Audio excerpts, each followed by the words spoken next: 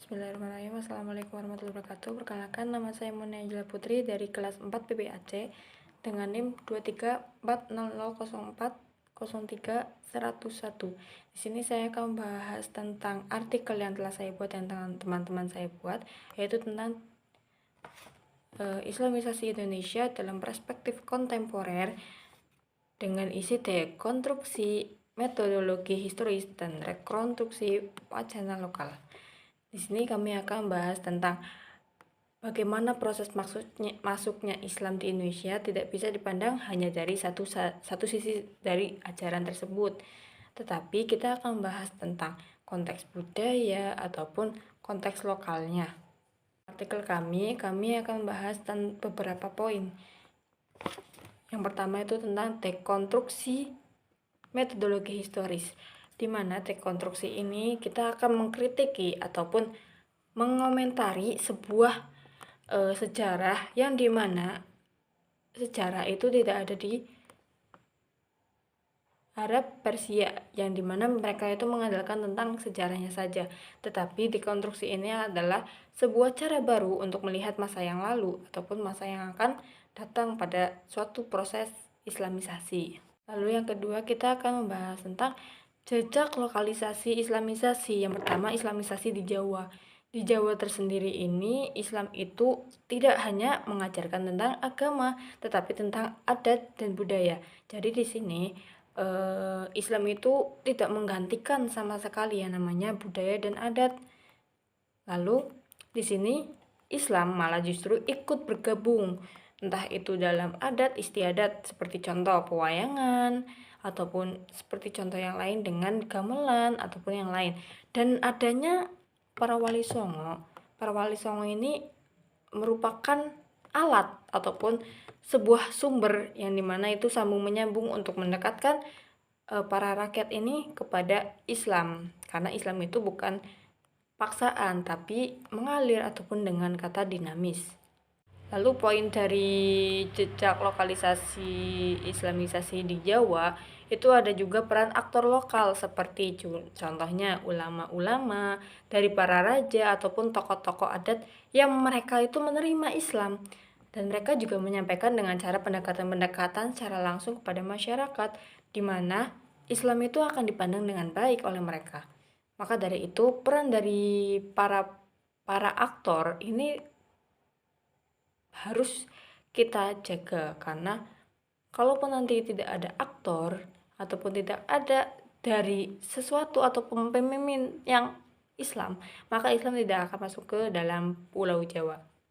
Lalu yang ketiga tentang mekanisme lokal, di mana mekanisme ini terjadi pada adat dan istiadat di berbagai daerah, tidak hanya di Jawa tetapi juga ada di Aceh, di Sulawesi. Mereka adat dan istiadatnya itu masih terkandung pada sistem Islami, walaupun berbeda-beda tetapi ada suatu sistem Islami yang masuk pada kehidupan mereka sendiri. Maka dari itu mekanisme lokal ini juga dibutuhkan. Lalu poin yang ketiga, tadi kan kita membahas tentang jejak lokalisasi ya. Lalu yang ketiga kita membahas tentang rekonstruksi wacana islamisasi berbasis lokal, di mana kita akan membongkar bahwasanya sejarah ini tidak diangkat dari yang namanya sejarah saja, tapi kita angkat dari lokal, adat istiadat, ataupun dengan cara masyarakat kita memahami Islam itu tersendiri. Karena dimana jika kita hanya membahas tentang sejarah, maka tidak adil rasanya seperti hanya sejarahnya saja tapi tidak dengan lokal-lokal yang ada di Indonesia.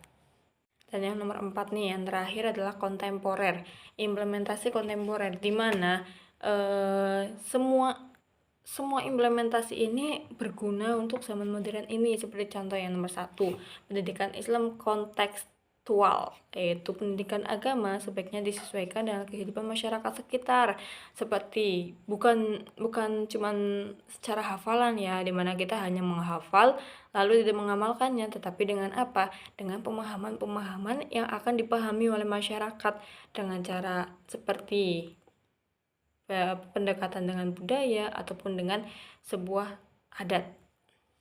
Lalu implementasi yang kedua yaitu tentang islamisasi lewat adat dan budaya, di mana di sini bisa digantungkan dengan seni, tari, musik, dan adat ini bisa digunakan untuk menyampaikan nilai-nilai Islam. Karena apa? Karena dengan adanya seni, tari, ataupun musik itu akan lebih akrab ataupun lebih mengalir kepada masyarakat, karena ini akan lebih mudah diterima oleh mereka daripada yang langsung mengganti semua tatanan adat dan istiadat mereka, kayak gitu.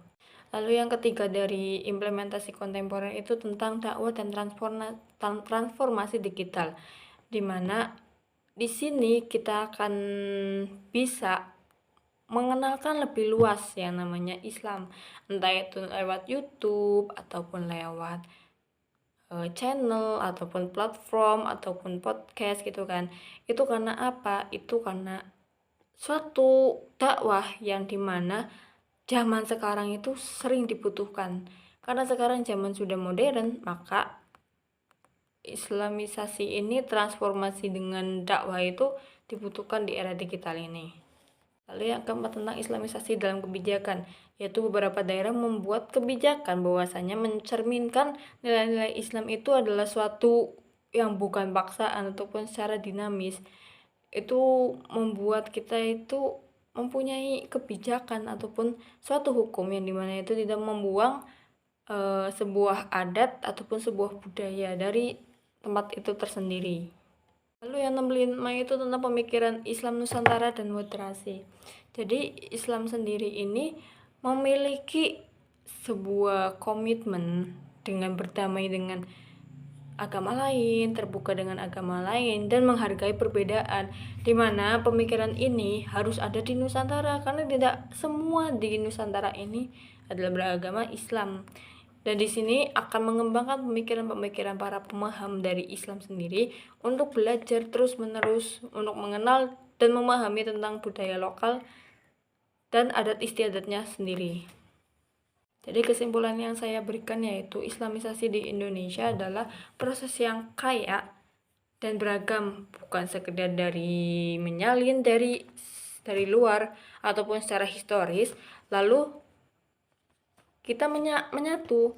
Kita itu tidak hanya historis secara sejarah yang katanya, yang kayaknya gitu.